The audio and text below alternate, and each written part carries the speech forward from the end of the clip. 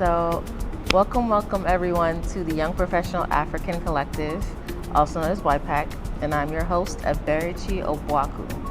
Here at YPAC, I talk to people doing work on the African continent or work pertaining to the African continent.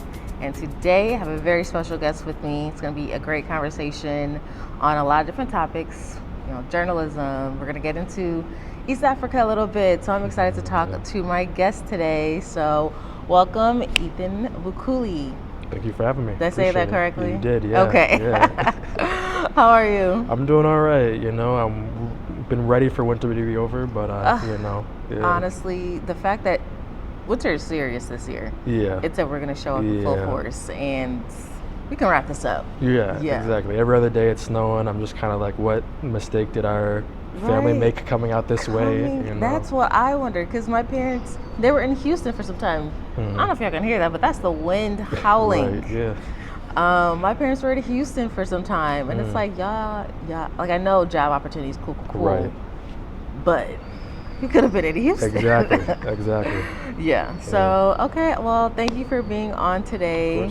Go ahead and introduce yourself a little bit more. Tell them about, where you're from, and just a little bit more about your background. Yeah, so my name is Ethan Bakuli. I am the child of Kenyan immigrants. I was born here in the U.S., actually grew up in Massachusetts. Okay. So on the East Coast. Now I live on the east side of Detroit. Okay. And I work as an independent journalist, a freelance journalist, covering a little bit of everything, environmental issues, health issues, labor issues, education. So, I like to think if there's a story worth covering, I want to be there to cover it. And so, I've lived here now in Detroit for the past, I want to say 6 years. This is my 6th year here. Okay. It's just been a beautiful opportunity to really get to know the community more, tell stories at a local level. Yeah. And that's really my passion, storytelling, community at the community level, and really hoping to create some change from that. I love that. So what brought you to Detroit? I know you said you've been here for 6 years, but was there something in particular, or was it why not? I mean, I had come here as early back as 2014. Okay. And at that time, I grew up in New England. New England isn't the most diverse place in the world. That's where my parents settled for work. My dad was there to go study for his PhD. Okay. Came with my 3 older brothers and my mom at the time. Okay. And so they settled in there. It's still home. I've got my parents and one of my brothers who live out there in Massachusetts. But at a certain point in your life, you kind of just want to pivot away from it. You want to see something else. And Detroit was one of those early cities that I got to really experience once I was of the age to kind of explore. Yeah. I mean, it's a black city. Our people here are represented in many ways. Yeah. So I thought that was just beautiful when I came here. People are really down to earth. They're very welcoming. I think it's that Midwestern niceness that you hear a lot about. On the East Coast, we're gritty. We got Boston, we got New York. We're very much like, it's Philly, all that. Yeah, you're hustling, and I think there's a hustle here in Detroit too. But I think it's built around the community aspect of it. I think sometimes it can be very solo in that way out there. So I think 2020, 2021 was around the time I was really looking for an opportunity shift. I was already working in journalism. I was working in Vermont at that time for a couple of years, and then an opportunity came up for Detroit, and I just wanted to. I visited again, loved the people again, and I was like, listen, and why not? Here I am. That's really cool, especially because I've been hearing that kind of story for the last few years more often. Someone maybe heard something about Detroit, came to visit, really liked it, maybe moved immediately, or they took some time to figure out what they wanted to do, and when the opportunity presented themselves, it was So I love that, and I think I read something that the city's continuing to grow. Yeah. The last few years, it's been increasing, and that's really encouraging to see. People, see something here and want to, put some stakes in the ground here. Yeah, there's some good stuff happening, and I think it's good, as a transplant to come out here and to see the opportunities that are available to us, and I think also just the opportunities for Detroiters. I want to shout out as well, for folks that still living in the city, still working hard in the city. So, I usually like to say like what's allowed me to really feel grounded is like trying to really connect with a lot of like born and raised Detroiters and understand like, you know, how can I move as a Detroiter? You know, how can I pick it up? You know, maybe I'm not saying what up though all the time yet, but at the very least, that I feel doesn't mean that you're not a Detroiter. I just got a Detroit Tigers hat like last year, so I feel like I'm ready. You know, I feel like 5-6 years in, you know, I feel like I've earned my keep a little bit. You know, I've put in some work. Got the hat. So do you have you need a Lions jersey now? You need a Pistons jersey? Not a Lions jersey or no Pistons. I still rep my Boston sports teams. Okay. So it's kind of hard to say I'm gonna go. You know, but like I'm in Tigers. Okay. Tigers are doing a lot better than the Red Sox are over in Boston, so I'm willing to root for them. So yeah. Okay. Well, we'll take that. Yeah. For now. Right. Get back to me in like a year or two. Maybe I'll switch over. And see what happens, because I feel like the Lions are gonna win the Super Bowl soon. I hope so. Yeah. I'm really hoping for them. You know. Yeah. We'll see. Yeah. Well, they seem to be. So it'll be fun to see, but. For sure. Now you talked about how, you know, East Coast growing up, not very diverse, and then from Massachusetts you went to Vermont. Yeah. How was that experience? Yeah, that was a culture shock. Okay. For sure. I feel like, so when I say that diversity in Massachusetts was interesting, because like when my parents were coming up and my dad was studying for his PhD, I mean, it was at that moment in the 90s where there were other African, Caribbean families that were sort of going to school for the same kind of reasons. I see, yeah. So like by the time my brothers were growing up and I was growing up as well, I mean, we had like, you know, family friends who were other East Africans, Jamaicans who were working maybe in the fields, had to come there every summer for work, Cape Verdeans, Tanzania. So like it kind of ran the scope. And so I think like in our little bubble, we had that community, but I would say in the school system, it did not feel that way. Yeah, so, I can see that. Yeah, it would usually be like one of one in that classroom kind of dynamic. But yeah, when I moved to Vermont, it was like a job that I was looking for, just an opportunity to really get my feet into journalism. I studied Black Studies and journalism in school. Okay. So I knew that my interest was to like move again somewhere with more diversity. I looked to like Alabama for a second. Definitely different from Massachusetts. Yeah, definitely a whole, yeah. And so, but the opportunity ended up being in Vermont, which, you know, if it's still the same way, it's like the second whitest state in the country. Okay. But it's also population-wise the size of Detroit. Wow, so it's I didn't know that. Yeah, so super small, but then super, you know. like homogenous and whatnot. Yeah. Okay. So I went there, but, you know, on my first, when I went for the job interview, they let me stay out there for a day or two. And I was surprised. I saw a lot of Black people when I was out there. Okay. And I didn't even realize there was a huge Somali community that was actually out there. Like, Vermont is a refugee resettlement site. Wow, okay. So, like, in a way, like, I really got to connect with a lot of those folks once I went there, and it felt like, you know, a lot of those folks had come through Kenya before they came to the U.S. So I think that connection really came through. And I was just lucky, I really got to know that small but diverse community that was kind of there, that, you know, some people were American born, but they moved from like New York to Vermont just to get away, for job opportunities, to go to school there. So like, you know, I think that was like, it really stood out to me. Like, you know, like you can find these pockets of us anywhere and everywhere. You just got to look for it. So yeah. And so did you cover any stories while you're out there? Yeah, so I did a bunch. So it was around, like as the pandemic was just starting to happen was when I was there. I was only there for about a year and a half, but it was like a rapid, like initially what I wanted to do was to cover those communities that I saw. So I ended up doing this story about like in this very isolated corner of Vermont, there are a bunch of girls of color, college students who were playing tennis. Okay. You know, and like they were like playing on their, I think it was like the Division II, Division I team, but like, you know, I thought it stood out because that was a school that was very lacking in any kind of diversity, but here were this group of girls and they had interesting stories. Some girls were from Southeast Asia, some were from like West Africa, and so they all had been recruited by this coach to come play there. And so, you know, it was kind of in a way like looking at like the story of like Serena and Venus, you know, like these girls coming up and like why this was like community for them in this place in Detroit. So I try to do those kind of like stories that spotlighted the communities of color that were in Vermont, just because, you know, growing up in Massachusetts, I felt like that's what I would have wanted to see. A lot more representation of us in media, because, you know, you could count on your hands how many times you could really see that, whether that was in media, whether that was in positions of power. So you know, I hope that in my short time there I could make that kind of impact where you could open up the newspaper, you could go online, and you could actually see that. So let's talk about your journalism journey. Have you always been interested in like writing stories and media? I'm an introvert. I was born, but I feel like introverts end up becoming storytellers in some kind of way.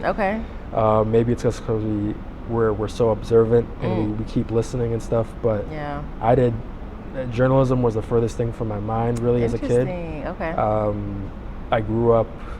My head was in my books. It was either books, playing soccer, or I liked drawing. I liked like manga and all this stuff, comic books and that kind of thing. So I really thought that like it might be art, but then at the same time I was like, I don't want to be a starving artist. You know, like I didn't I didn't really want to do that. My parents, to their credit, were very supportive of all my brothers and I in terms of what we wanted to do. Very good. Both my parents are teachers. So in some respects, I thought also I could be that route. But when I went to college, I ended up having a class with a professor who was actually a journalism professor, and he had grown up actually in my same area.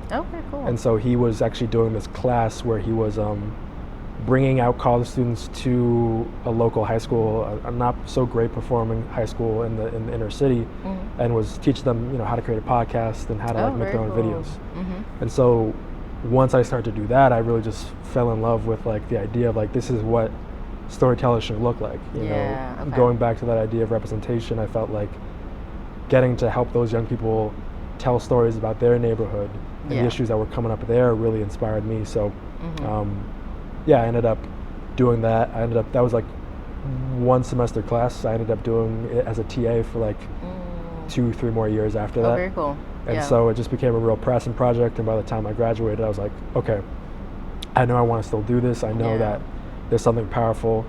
And it was also just the times we were in. I mean, I was in school during the first Trump administration, during Black Lives Matter, so there was a lot of big issues really popping off, and I felt like to be in the media or to be studying media at that time and studying journalism was huge, because it felt like a lot of my peers and I were like, we want to make a difference. We want to be that representation in the newsrooms, or we want to at least tell the stories that we feel like have not been there for a long time.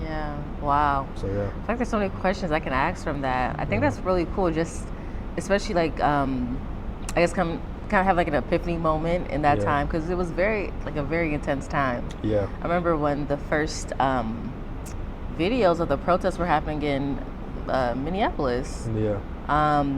I was like, I couldn't believe what I was seeing. I was like, okay, we're like in the streets, like rioting, and then, you know, coverage in Atlanta, and then it just started popping off everywhere. And it just got to a boiling point where it's just like something needs to happen. And the fact that people are, you know, putting their bodies on the line, putting their, you know, voice on the line, and how much change, you know, was happening at the time that people were rallying behind. Have you found a difference of, you know, media then and media now? I mean, I think a lot of things have really shifted. So when I got into journalism, I feel like that issue of diversity was really at the forefront, you know, because of the stuff we saw then. A lot of it was slow. I mean, we were having a lot of these conversations in the classroom about like, what would it take to have these stories reflect people's experiences, you know? Like a lot of times, you know, you might have somebody come into a neighborhood or come into a situation, and they may not look like you, or they just don't know how to talk to people in that kind of way. They don't know how to make people feel comfortable. And I feel like that was part of my, you know, my growing experience. Is like, I want to go out there, and I don't want to do the kind of journalism that I see other, you know, I'm not necessarily trying to be on the nightly news. Okay. I'm not trying to necessarily like work in the big places. Like I really want to be local. Okay. Because you know, coming from like a smallish town, I think like small towns deserve that kind of like representation of somebody who like really wants to investigate or really wants to like tell these like very complex stories about what happens there. So yeah, back then I think like, so I was covering it in Vermont, which was very interesting. And it was like, but like I said, that small pocket of black people, people of color that were there were in the streets. They were, you know, people were camped out in front of buildings and staying there for weeks on end. And so I got to probably in a different way than most get to connect to those folks and ask, you know, what are your concerns? What's going on? Like, you know, how can we as the media, you know, tell your story in a way, you know, and balance it between like what the officials are saying, what the police are saying, what, you know, community members are, because, you know, the balancing act you have to do as a journalist is like keep all those perspectives in mind. And so yeah, I went out there at that time, and I think, you know, people were definitely skeptical about a journalist showing up into those spaces. I think like journalism doesn't have the best rep these days, for at least when you're doing it at these, you know, TV stations, local newspapers, because I think people understand that the history of journalism has been, you know, very dominated by, you know, white people, wealthy people, and that kind of doesn't tell the story of people who are working class or, you know, black and brown. So yeah, it was a real challenge then. I wasn't always covering those issues, but they always came up in different ways.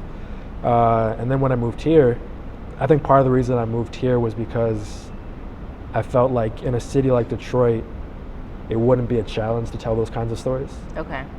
Because it's so diverse. I think that was kind of the way where like, oh, every story I'm telling is a story about race, can be a story about class and all these things and these issues, because, you know, that is happening. You know, I was covering education when I first moved here, so I was covering the Detroit public school system, so I really got to understand like the challenges that students were facing, because when we talk about systemic racism and inequality, you know, it's about schools, it's about housing, it's about all this stuff kind of coming about. So, you know, I think I was really interested in trying to focus on a specific issue. And so that's kind of what I've done ever since that experience back in Vermont. You know, now I cover mostly like health issues and environmental issues, but you know, that also disproportionately impacts our communities a lot. So I think you know, it's another way to tell these stories about us without, you know, focusing on everything, but kind of get to be a little bit more specific. So yeah, I mean, thinking back to then from now, I just feel like I've changed. You know, I've grown as a writer and as a storyteller. I think we've had so much happen in the news now that I think people, you know, the idea that people can tell their own story is also very powerful. Like, you know, I'm telling stories on Instagram. I used to never think I didn't want to be on TikTok. I'm not on TikTok. I'm not on yet. I don't know. Never know. But now, like, my colleagues encourage me to tell stories on Instagram Reels, and I feel like that's like a way that like you get more closer to people. You get to tell their story. Like, you know, we're very visual. So when you can really get to tell people's story that way, I think, even if it's just like 2 minutes, I think that you can you can tell a lot in 2 minutes. So yeah. Very cool. So what type of stories do you like to tell now? I really just love to tell stories about ways that people are making change in their community. I think there's a lot of obviously the news is heavy, and I think to be able to kind of consume that, to watch that, to read that every day can be a lot. You know, like, you know, I think about my mom. She's somebody who like she's got the news on her phone, and she's also got the nightly news she's watching on TV. And my mom is an anxious lady, so I always be worrying about like how much like the news, sometimes the TV news can make people just like their anxiety go up. And so I usually want to tell stories that can sort of show like, for all the challenges that we're experiencing, like these are the people stepping up. So like just recently I did a story about, you know, a bunch of local farmers and people here are trying to do like solar panel projects here in Detroit. Very cool. You know, as a way to kind of like You know, reduce the energy costs. You know, utility bills here are ridiculous. Yes, they are. And so every month, you know, you just be scared to even look out when the mail like, comes what's it in. gonna be now? Like, exactly. Yeah. So, you know, a lot of times people feel powerless about that stuff. Mm-hmm. But I think to show people examples of how people are trying to create solutions Yeah. is a way to sort of like show that like maybe you can get involved, maybe Yeah. your neighbor is, maybe somebody you know, maybe you can find a way to participate in that thing. I think is really needed right now. You know, we need to come together. We need to connect and collaborate with other Yeah. people in our community doing really inspiring stuff. Mm-hmm. And I'm very lucky that I get to meet a lot of those people in my day job and just Yeah. get to like, you know, pick their brain for however long they let me and get to basically ask them to tell me their story. Yeah. So yeah. Kind of what I'm doing. How often do you get interviewed? Not that often. Okay. Yeah. So it's, you know, it's when the shoe's on the other foot. You know, it's interesting. Yeah. So yeah. What you said about like, you know, your mom watching a lot of news and it can be anxiety inducing. Yeah. It's so interesting. So I'm Nigerian. Mm-hmm. My parents love watching the news.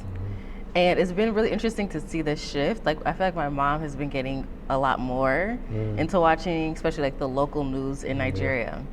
And a lot of sometimes, especially during COVID, like she found a page, I forgot what it's called, but like he would literally just be on the street, just talking to people. And you can see like some of the people were reoccurring and they just wanted to, you know, they feel like they had like their own little platform or big platform because it was, you know, seen all over the place. Yeah. And, you know, it's cool to see like, okay, what was specifically happening in people's times at that point. Right. But also there are other, you know, news sites and news channels that she was watching that it's like, all right, we might need to figure out something else to watch or just break it up.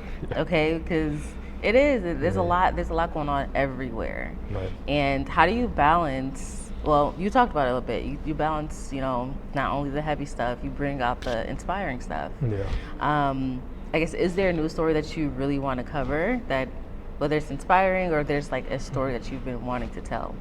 Yeah, I've definitely wanted to tell more stories about our people, about African immigrant communities like our own. I think that's been like a lifelong pursuit of mine. Mm-hmm. So when my family came here, it was just literally my both my parents were the first in their family to like leave, you know, Kenya to come to the U.S. Okay. And so for them to come here and kind of be separate from their whole support system, and to find other communities here, and to now be a part of this diaspora was really always interesting to me. Because like I remember those parties we had growing up, and like all the ways we connected, and like, you know, and as I've gotten older, I feel like those connections matter a whole lot because I'm thinking about like, how do you recreate those? Or even again, going back to the idea of representation, like how would you know, my nephews and my kids eventually be able to sort of see their community reflected in that way. So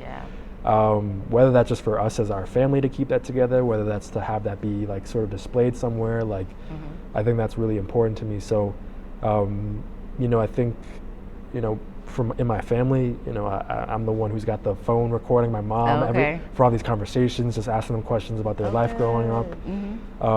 But then I think mostly about like here in Detroit, like, you know, our communities are spread out here, you know, like the Nigerian community runs deep out here, you know. West Africans really, you know, I'm still looking for all my East Africans, you know. Okay, so where y'all at? Yeah, please, East Africans, respond in the comments below. Let me know. You know, I'm trying to. Because I saw your the Kenyan band. Listen, we come ready. With it. You won't see a Kenyan without this. We come ready. You know, we all different variation, but the same colors. Love it. Yeah, but I just really want to tell these stories because I think they're so important, and we're doing so much interesting stuff. You know, shout out to this podcast, obviously. You know, like sort of giving out that platform. You know, because I think like. Especially in this moment with all this stuff, the heavy stuff happening, you know, and then the negative narratives being put out about, you know, East Africans, West Africans, Caribbean folk, you know, it's really important, I think, to provide all of our stories collectively, individually, because, you know, that's what gives us groundedness, gives us hope. So yeah, that's something I'm in the process of doing, really trying to connect to more of our people out here. So you know, I think that's like something I really want to push for the next year. So yeah. Very cool. Yeah. Have you been to Kenya before? Yes, but it's been 2007 was the last time. Yeah. Yeah. Do you have any memories of it, or I guess you were? I was young. Yeah. I was a kid. Okay. But I remember my first thing. Like, one of my biggest memories was being like, "Where's the McDonald's?" Okay. Where's the McDonald's? I was just kind Immediately. of yeah, you That's know. so funny. I mean, I would see like I was taken in by the sights, the big trees, just the traffic. You know, Okay. you know. Was it Nairobi or? Yeah, Okay. landed in Nairobi, and then like immediately was just like taken away in a matatu to like go to where we were gonna stay at a relative's house. But yeah, no, I just was like, because I was one of those kids, you know, like when my parents gave me the chance to eat McDonald's, I really took it. Right. You know, but everything at home was home cooked meals. You know, we weren't really eating out like that. My mom to this day does not like any other food outside of the house. So like that was kind of what I was raised up on. Yeah. But yeah, so that was my memory. But yeah, no, I once we actually got to go out to where my parents grew up in the countryside, that was really special. I mean, to actually meet, you know, rest in peace to my grandmother and my grandfather at the time. My grandmother's on both sides. My parents was really special.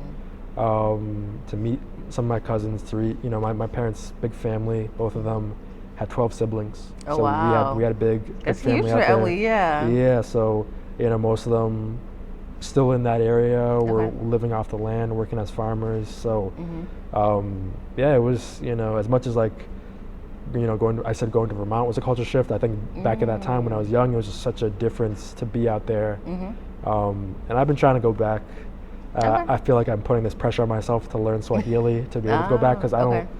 My parents did that thing where they didn't want to teach us, or they just kind of like, you know. Understand. Yeah. So, you know, no, I'm not gonna, you know, put the blame on them, but I'm also going to put a little bit of challenge, like, hey, you know, you were calling us American when you knew that we didn't know Swahili. So, anyways, you know. No, I relate to that. Yeah. Growing up, we didn't. So I'm Igbo specifically.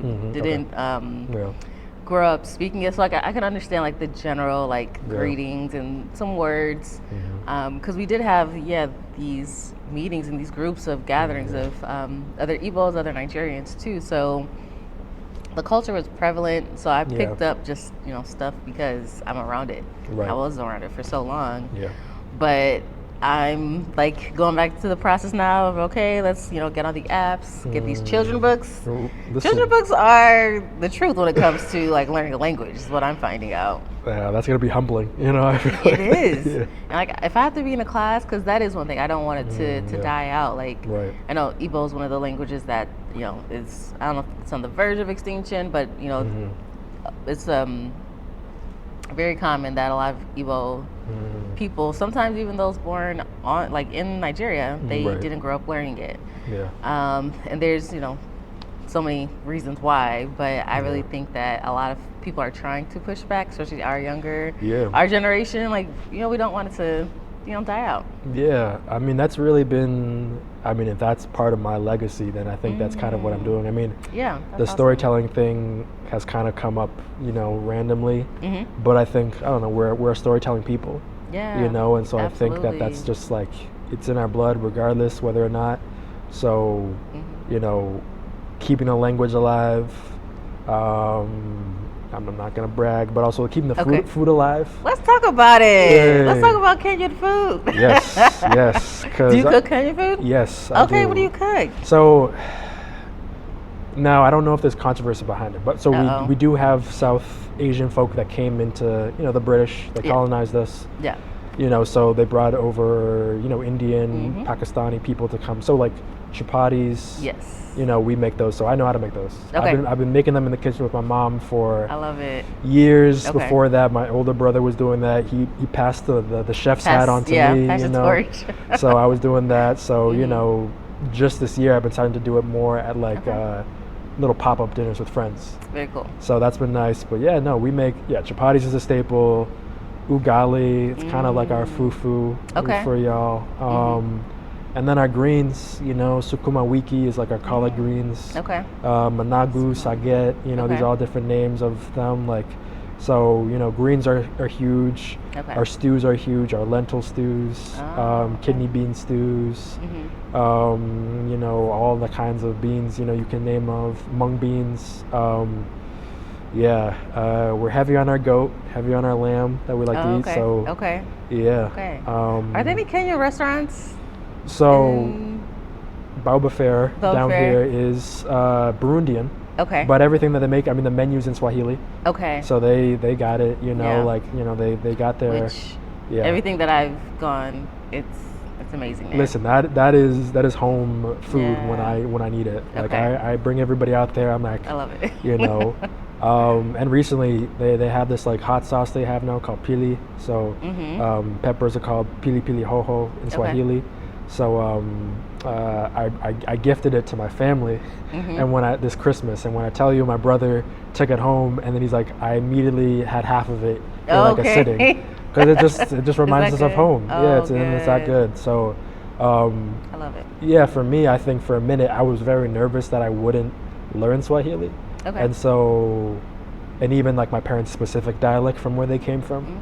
But I think food is one of those ways that I really feel like is our way of communicating our culture. Yeah. And I would be so ashamed if I wouldn't be able to cook that food for my family or just for myself. Selfishly, I just want to be able to eat the food that I grew up on, Especially because you say you're still trying to find other Kenyans and other people. It's like, okay, you could go, of course, to Boba Fair, but if you just want something at home, you can whip it up yourself.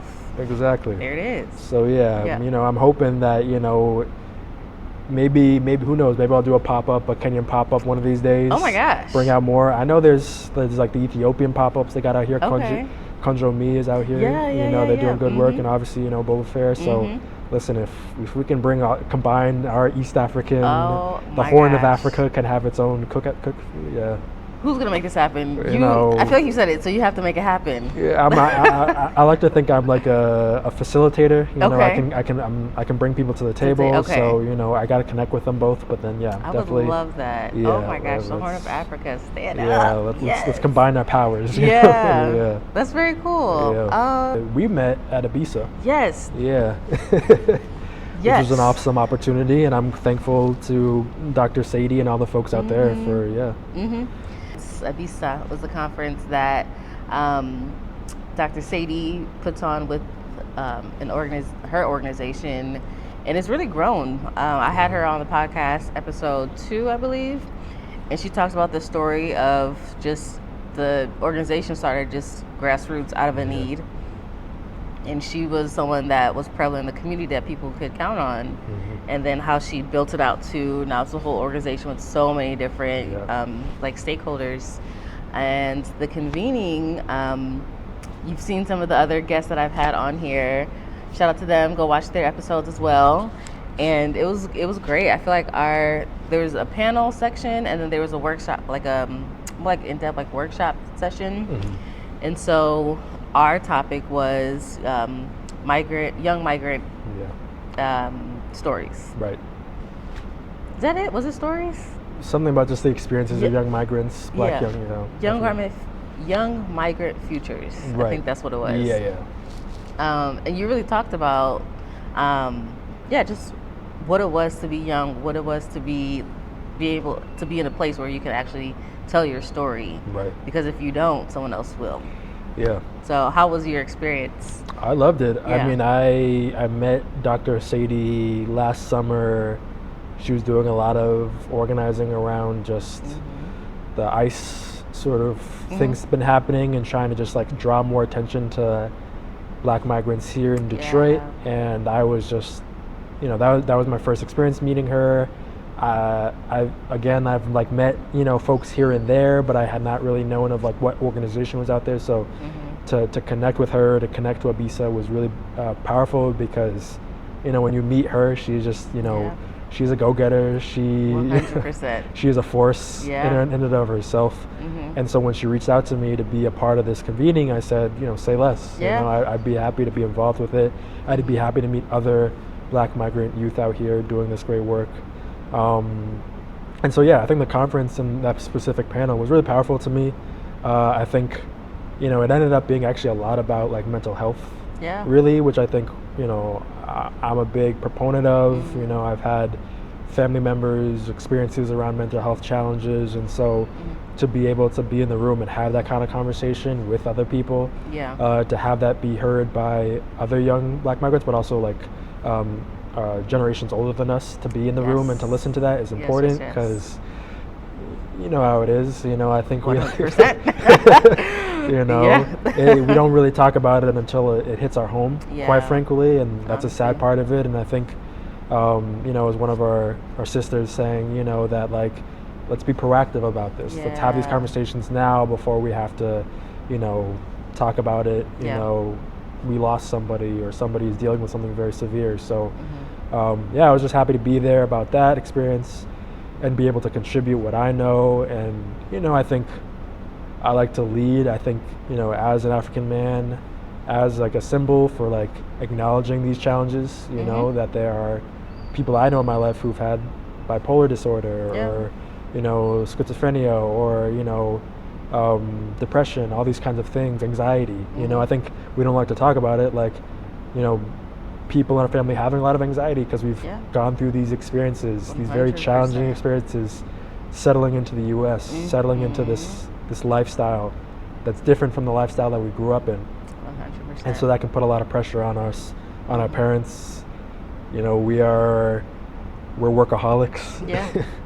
I have to tell myself to slow down sometimes. Like, my dad still wants to pick up 2 or 3 jobs just because, and he's got a full-time job, but he's doesn't a hustler, doesn't want to stay and my brother's same way. Like, I think we don't like to always acknowledge that. So, definitely being in those spaces now, the older I get, the more I have influence in the community to just be a role model, to really talk about that. So, I was grateful for that space to speak on that, not just to speak on my role as somebody in media, trying to do that kind of representation, but also represent like these health issues that I don't think always get the kind of spotlight that they deserve. So and it's so intertwined, because a lot of the stories that you're covering, whether it's the environmental stuff, the labor issues, a lot of things, or they have like a lot of underlying mental health associations with it. So it's not just, everything's kind of in a silo. No. All these things are connected. Right. And so being able to talk about them and really make sure that you acknowledge the human side of things. And sometimes, the mental health part really needs to be addressed, and how different, facets and disciplines of life show up differently. Yeah. I mean, I think a lot about, how important. We already lean on each other so readily, but I think when I had a brother who experienced mental health challenge, like, he sadly passed away from that, and I think about how that spawned my family having like a dedicated WhatsApp channel for that. I don't think that was like 2015 or so when that happened, 2014 or so, but then like I think we hadn't realized that we needed to talk to each other more often. Like, I was the youngest of my brothers in my family, so I typically was the person who always called to check in with them. Because they were, by that point, they had already left the house, they were out and about, but it was like, it was a good reminder that like, sometimes they would go weeks not always checking in and stuff, and so I think that's a thing that you have to remind people that like, no, like, check on your people, ask them how they're doing, ask them not just about the weather, or about, how is work, but like, what are other things that are kind of there. And so, there are a lot of things that are eating away at us that I think, I want to help people be able to get through, in my family and also with my friends, try to check in on them, try to help them out, especially with everything going on, people are carrying a lot of weight, and so, we gotta look out for one another. So very noble thing to do. So I think and sometimes like when you're talking about people like who are go-getters, or you just constantly keep going, you don't take the time to like stop. Because I know for me, I started therapy. But it wasn't anything particularly wrong, but I could tell like something wasn't right. So I just wasn't yeah, it was like a weird space. So like when I actually did like seek help to like really have someone who their job is to like dig Yeah. and like figure out like, oh, like Yeah. what is it that you're feeling, how does that relate to something that happened Yeah. in the past. And just what I really appreciate about therapy is um, the therapists I've had, they've said like, you already have all the answers. Yeah. It's their job to kind of just help bring out those answers. And there have been some sessions where I'm like, I need to go to sleep after this because it's too much digging right now. Yeah, no, I had to get a therapist when my brother passed, and that was, I was lucky at the time that like it was accessible, it didn't cost me too much. I was a high schooler back then, high school going into college, and so, that thing you said, like there are days where I was just tired, because you open up a lot, and it wasn't just about talking about my brother and what he meant to me. It could have also been like about school, about the social pressures, about trying to like, again, we put so much heavy expectations on ourselves. Yes. Like I want to be the best. I want to, my parents came here for this exact reason. I want to make them proud. I want to make my, because I know I got cousins, I got aunts, uncles, family members who, do not get to live the life that I get to live here in the U.S. And you get that narrative every day of your life pretty much, and so that can put certain expectations on you that can weigh on you, and you may not even know it, So I think that was like really powerful to have somebody hear me talk about that, to give me that space to sort of say more about it, because otherwise I would have just kept it wrapped up, and I would have been working more and just like putting more on my plate and not realizing like, hey, like you got to think, why are you doing so much? Why are you trying to be all this? Like, is it because you need more money? Is it because you need more fame? Whatever it is, all that kind of stuff. So I think that's kind of definitely it's grounded me. Because I will say journalism is not the career that like, I could have been a doctor, could have been a lawyer, could have been, I think there were certain pathways that were expected in our community. Engineer, right. So the trifecta. And I shout out to all my people who are doing that. We love y'all for doing that. But I think to be a little bit more creative was a risk. Yeah. Because I think the financial security that my parents might have wanted wasn't there. And I think to this day they still wonder about it. But I think years later, because of that hustler mentality a little bit, I know how to provide for myself. I'm not struggling, so I think they have some relief. They have some like, okay. My mom's like, her prayers are working, and then my dad is like, he raised me right, so I think that helps. But I think in all that you just gotta you gotta stay grounded. You gotta find your core to make the work last and to be able to be there. So I guess I am curious, like, how was that for you? Well, you said your parents were always like supportive of your dreams and your desires. I guess what were some things that you got involved with early on that like really helped facilitate your creative endeavors? I mean, I was drawing as a kid. I ended up doing painting in school, so I took some stuff like that, like oil painting, watercolor, that kind of thing. And I think I don't know if it was because, so my brothers are like 12 to 17 years older than me. Okay. So I think I like to say like my parents mellowed out. Okay. By the time that I was growing up, they had already dealt with my brothers in all those capacities. I see. Raised them so out you got house. the youngest child. Yeah. So I got a little bit of the privileges that come with that. I love you guys, my brothers. You paved the way. Yeah, you paved the way. Exactly.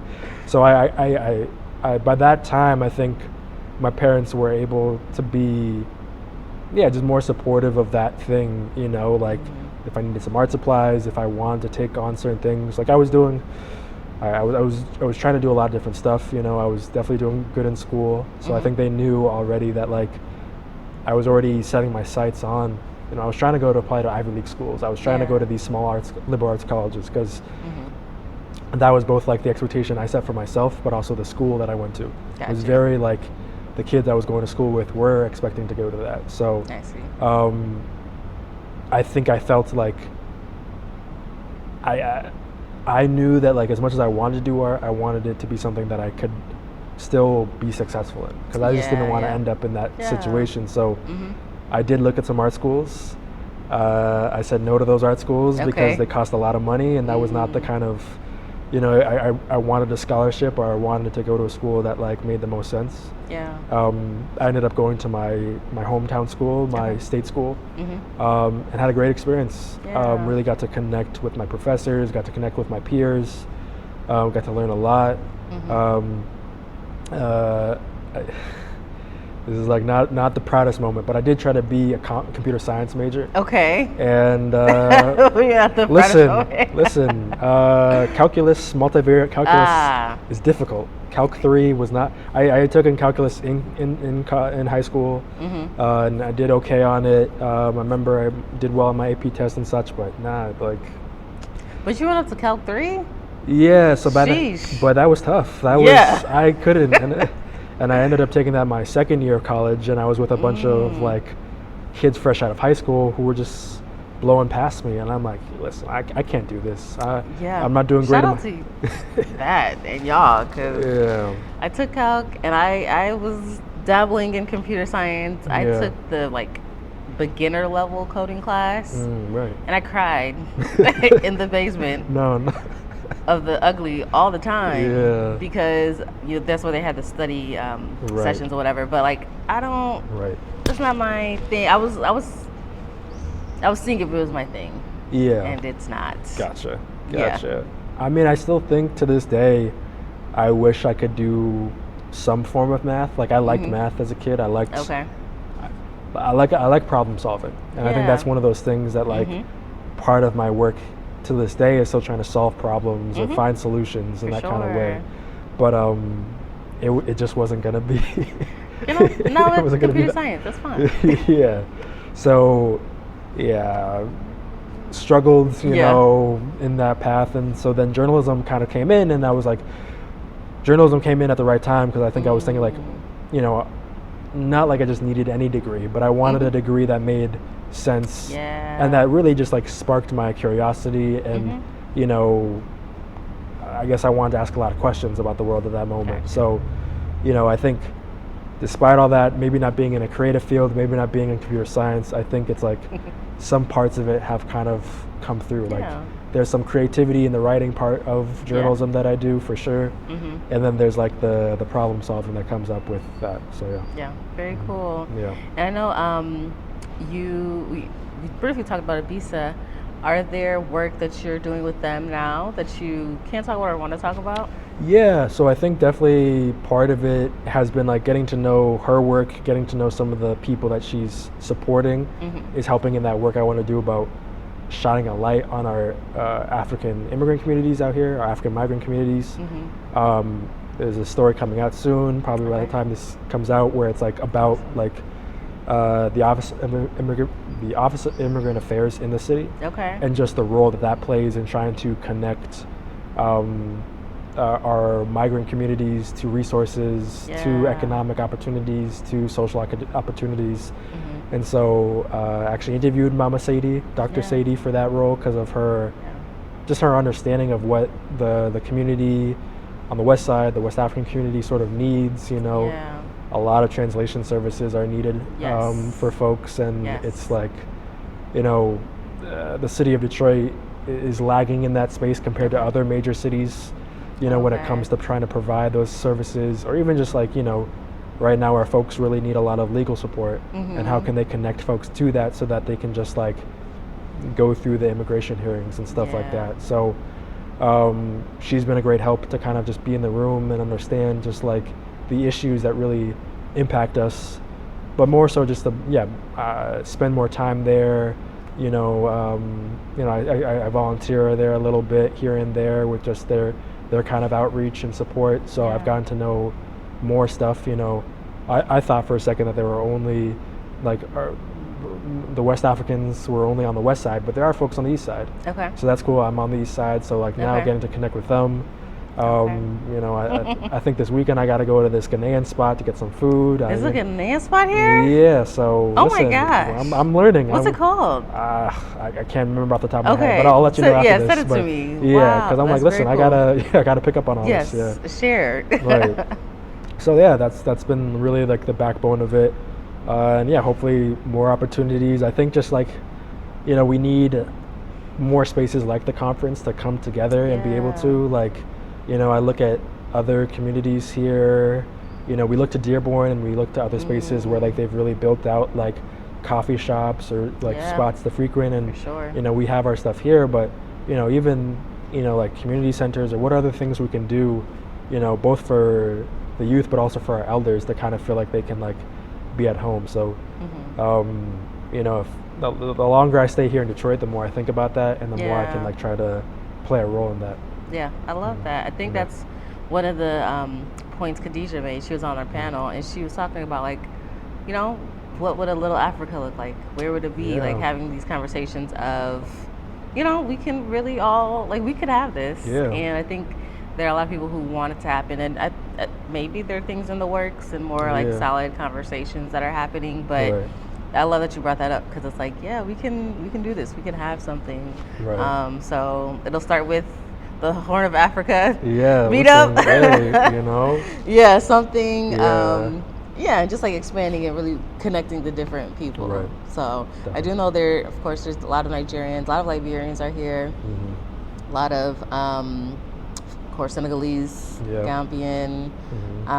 There's some Sudanese folks. Sudanese? I think maybe a little bit more in the Dearborn area, but yeah, I've heard about them as well. And then I think, I'm blanking on, there's another group, Ugandan. I think there's a Ugandan group. I gotta meet with them. Ugandan, and there's a Cameroonian youth association. So there are people that are here, but definitely finding a way to like, you know, bring us together and keep us together and having some kind of like economic stake here. So and I think just you know, we're here and we live in Detroit, you know, one of the blackest cities in America, and I think to be able to bridge our African culture with African American culture, Black American culture is huge to me, because you know, I feel like as much as I had my parents raising us, watching and experiencing our culture, like, you know, I'm very much a product of like growing up in the U.S. And so I feel like I'm very steeped in Black American culture.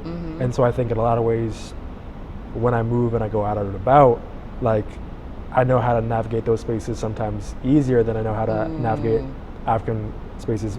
I think more so because like there's not as many East Africans here that I can kind of connect in that way.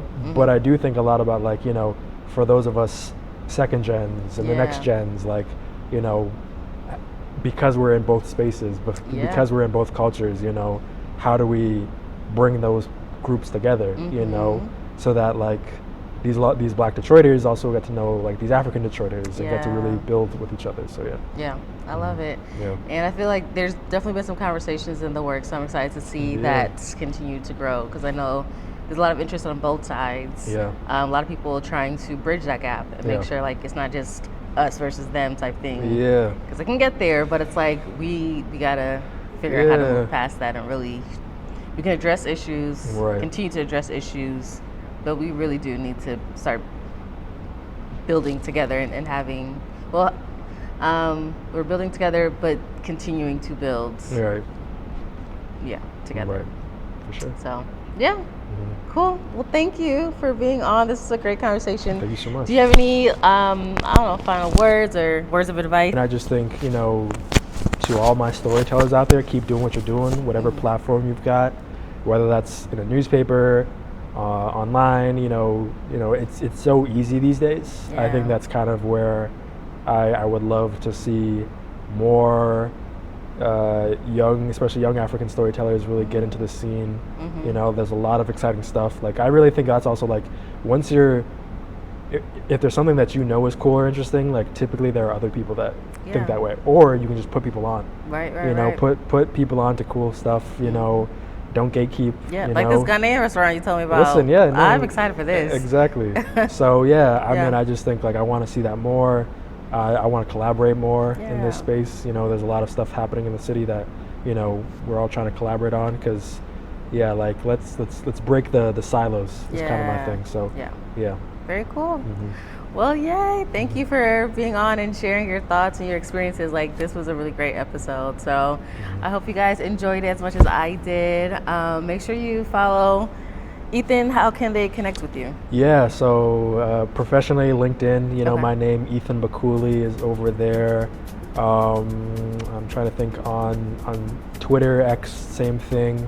And yeah, I mean, yeah, if you type in my name, you can usually find me and Okay. connect with my work. There's only one. Yeah, Ethan. listen, you know, I'm trying to meet other Bakulis out Okay. here, but it's, you know, we're one of one. you Okay, know? there So, it yeah. is. Well, very cool. Yeah. I'll also put his information in the description. And yeah, follow him. Make sure you stay connected to all the great things he's doing, and make sure you follow this page, like this video, comment, all the things. If you have any questions for him, I'm sure he'll be happy to ask. So definitely stay tuned. There's a lot more great episodes coming your way. Thank you for joining today, and I will see you next time.